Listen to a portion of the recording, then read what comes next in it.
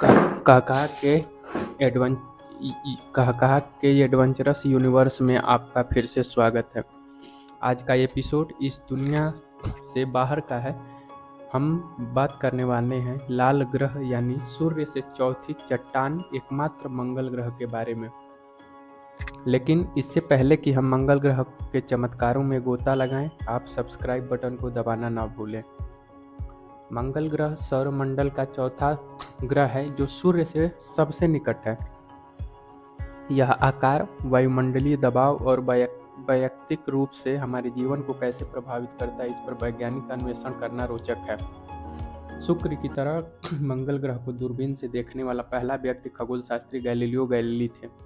उन्होंने 1610 में ग्रह का पहला सटीक अवलोकन किया। मार्स प्लेनेट सौरमंडल का दूसरा सबसे छोटा ग्रह है जो केवल बुध से बड़ा है। इसे अक्सर लाल ग्रह कहा जाता है। मंगल एक पतला वातावरण वाला एक स्थलीय ग्रह है जिसमें सतह की विशेषताएं जैसे प्रभावित क्रेटर, घाटियां, टीले और ध्रुवीय बर्फ की टोपी है। यानी मार्स एक स्थलीय ग्रह है। मंगल ग्रह का व्यास 6779 किलोमीटर यानी 4212 मील है। यह पृथ्वी के व्यास का लगभग आधा है, इसलिए पृथ्वी को बड़ा मंगल भी कहते हैं। मंगल ग्रह का व्यास 4220 मील है, जबकि पृथ्वी का व्यास 7926 मील है। मंगल ग्रह सौरमंडल का 7वां सबसे बड़ा ग्रह है। यह पृथ्वी से कम घना है। मंगल ग्रह पर पानी का बड़ा भंडार है। मंगल ग्रह की सतह के नीचे बड़े स्तर पर बर्फ जमा है। अगर ये बर्फ पिघलती है तो मंगल ग्रह की सतह पर 1.5 से 2.7 मीटर गहरे पानी में डूब सकती है। इसकी मिट्टी का पीएच 8.3 है, यानी वह बेसिक है। मंगल ग्रह का वायुमंडल मंगल के आसपास गैसों की परत है। यह मुख्य रूप से कार्बन डाइऑक्साइड जो कि 95%, आणविक नाइट्रोजन 2.8% और आर्गन 2% से बना है।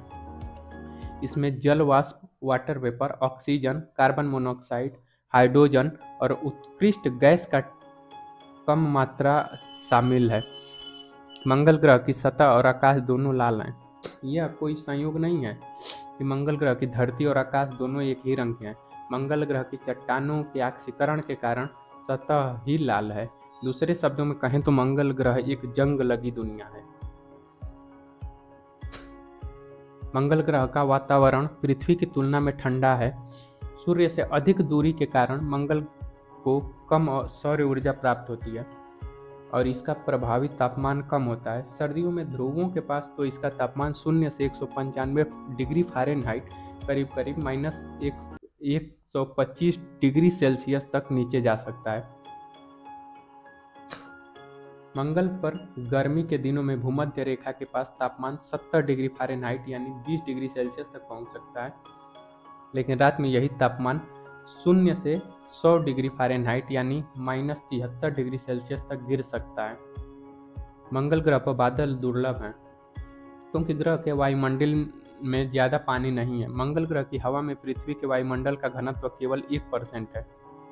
जब बादल दिखाई देते हैं तो यह साल के सबसे ठंडे हिस्से के दौरान ज़्यादातर मंगल ग्रह को भूमध्य रेखा के आसपास होता है, जब ग्रह की कक्षा इसे सूर्य में सबसे दूर ले जाती है। इसके अलावा यह भी माना जाता है कि बहुत सा पानी मंगल में उसकी सतह के नीचे छिपा होगा। कुल मिलाकर यह आंका गया है कि लाल ग्रह पर 50 लाख घन किलोमीटर जमा हुआ जल यानी हिम होगा। वहां पर पृथ्वी की तरह ऑक्सीजन नहीं है। मंगल पर मीथेन गैस भरपूर मात्रा में है, जहां ऑक्सीजन न के बराबर लगभग 0.02% है। मंगल ग्रह का गुरुत्वाकर्षण बल भी पृथ्वी की तुलना में बहुत कम है, लगभग 3.60 मीटर ऊपर वर्ग सेमी है, मतलब पृथ्वी से 2.5 गुना कम है। मंगल पर सौर्य दिवस पृथ्वी से थोड़ा सा लंबा है, यानी यह 24 घंटे 31 मिनट और 35.24 सेकंड का होता है। एक मंगल वर्ष में 1.88 पृथ्वी के वर्ष के बराबर है, या एक वर्ष 320 दिन और 18.2 घंटे है। पर मंगल ग्रह पर जीवन की शुरुआत होने के कुछ मिलियन सालों बाद ही इसका एटमॉस्फेयर खत्म हो गया, जिसकी वजह से सूर्य से आने वाली खतरनाक अल्ट्रावायलेट रे अब सीधे इसके सरफेस तक पहुंच रही थी। एटमॉस्फेयर के खत्म होने के साथ ही यहाँ मौजूद लिक्विड वाटर के ओशियन भी सूख गए और आखिरकार मंगल ग्रह पर जीवन का अंत हो गया। ऐसे में अगर मंगल ग्रह पर कभी जीवन मौजूद था तो उससे कुछ ना कुछ अवशेष आज भी जीवाश्म के रूप में उसकी सतह के नीचे जरूर मौजूद होंगे। यदि हम मंगल ग्रह सरफेस में ड्रिल करें तो इसका करीबी से अध्ययन करने पर यह हमें पता चल सकता है कि यहाँ पे कोई पहले के सबूत हैं या नहीं हैं। क्यूरियोसिटी रोवर जब मंगल ग्रह पर मीथेन का पता लगाया था उसके बाद ही वैज्ञानिकों की ऐसी संभावनाएं जताई जाने लगी थी कि मंगल पर आज भी किसी प्रकार का जीवन मौजूद हो सकता है।